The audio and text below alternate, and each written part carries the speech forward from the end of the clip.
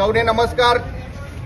1 September 2025ના રોજ નામદાર supreme કોર્ટે જે જૂના 2010 પહેલાના શિક્ષકો માટે ટેટ પરીક્ષા પાસ કરવી એ ફરજિયાતનો જ્યારે નિર્ણય કર્યો છે, ત્યારે અમે ગુજરાતના પનોતા પુત્ર અને દેશના યશસ્વી વડાપ્રધાન, સફળ વડાપ્રધાન એવા નરેન્દ્રભાઈ મોદી સાહેબને એક આજે આવેદનપત્ર પહોંચાડીએ છીએ। માનનીય કલેક્ટર સાહેબની કચેરી ભરૂચ મુકામે આજે 450 થી 500 શિક્ષકો ભેગા થઈ અને કલેક્ટર સાહેબના માધ્યમથી આજે આદરણીય નરેન્દ્રભાઈ મોદી સાહેબને આજે એક આવેદનપત્ર પહોંચાડીએ છીએ કે સુપ્રીમ કોર્ટને અમારી એક વિનંતી છે કે ટેટ પરીક્ષામાંથી મુક્તિ આપે અને એના નિર્ણય માટે પુનઃ વિચારણા કરે। આ સિવાય શિક્ષકોને અઢળક બિન શૈક્ષણિક કામગીરી ના એ પોટલા હવે બિલકુલ ઉચકાતા નથી, ત્યારે આ શિક્ષકોને બિન શૈક્ષણિક કામગીરીમાંથી સંપૂર્ણ મુક્તિ આપે।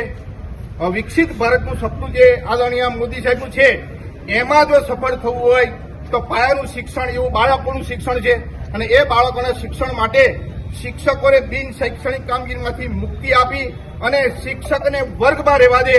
બાલ દેવો ભવ, વર્ગ એ જ સ્વર્ગ એવી નીતિ સાથે આપણે આગળ વધવાનું છે। બિન શૈક્ષણિક કામગીરીનો અમે સખત વિરોધ કરીએ છીએ।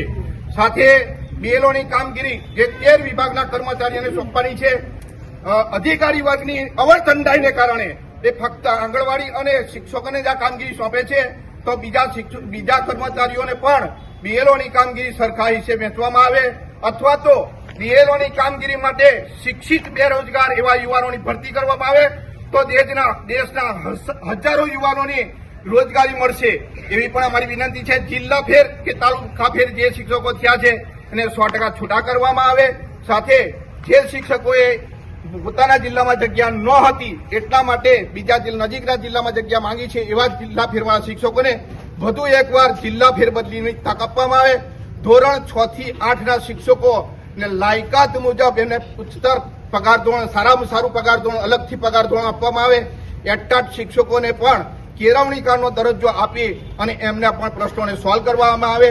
સાથે 121 થી 200 વચ્ચે એકમ જે છે એમાં 5 શિક્ષકોને બદલે એ 6 શિક્ષકોમાં આપવામાં આવે, વર્ગ દીઠ શિક્ષક આપવામાં આવે।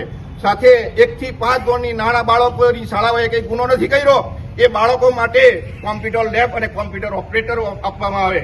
દરેક શાળામાં કોમ્પ્યુટર લેબ માટે ઓપરેટર આપવામાં આવશે। તો ઓનલાઈન કામગીરી જે અમારા માથાના દુખાવા સમાન છે, ઓનલાઈન કામગીરી પણ બંધ થવી જોઈએ અને એના માટે કોમ્પ્યુટર ઓપરેટર પણ આપવામાં આવે એવી વિનંતી છે। મધ્યાહન ભોજન માટે આજ સાહેબોની કચેરી જ્યારે હાજરી નથી થતી ત્યારે શિક્ષકોને ફોન કરીને ધમકાવે છે। એમને ખુલ્લી ચેલેન્જ આપું છું કે તમે ક્યારેય અનાજના જથ્થા માટે તળી બોલાવી છે? મહિના સુધી ચણાની દાળ નથી મળતી કે તુવેરની દાળ નથી મળતી, ચણા નથી મળતા, ત્યારે તમે બધા ક્યાં જાઓ છો? મારી ખાસ વિનંતી છે કે જે રીતે તમે ઓનલાઈન હાજરી માટે, મધ્યાહન ભોજનની હાજરી માટે કે શિક્ષકોની હાજરી માટે તળી બોલાવો છો, એવી જ તળી અનાજના જથ્થા માટે પણ બોલાવવામાં આવે।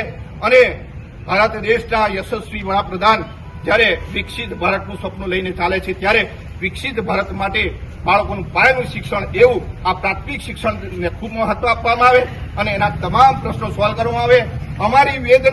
અમારી વેદના એ બાળકો માટેની વેદના છે અને આ વેદનાને વાચા આપવા માટે માનનીય કલેક્ટર સાહેબને આજે વિનંતી કરવા અને આવેદનપત્ર આપવા માટે અહીંયા અમે ઉપસ્થિત થયા છે। ત્યારે આપ સૌનો ખૂબ ખૂબ આભાર માનું છું। અહીંયા અમારા શિક્ષક ભાઈ બહેનો 450 થી 500ની સંખ્યામાં અહીંયા ઉભા છે, ત્યારે એ તમામનો હું આભાર માનું છું અને આ બિન શૈક્ષણિક કામગીરીનો હું સખત વિરોધ કરું છું। જય હિન્દ, જય ભારત।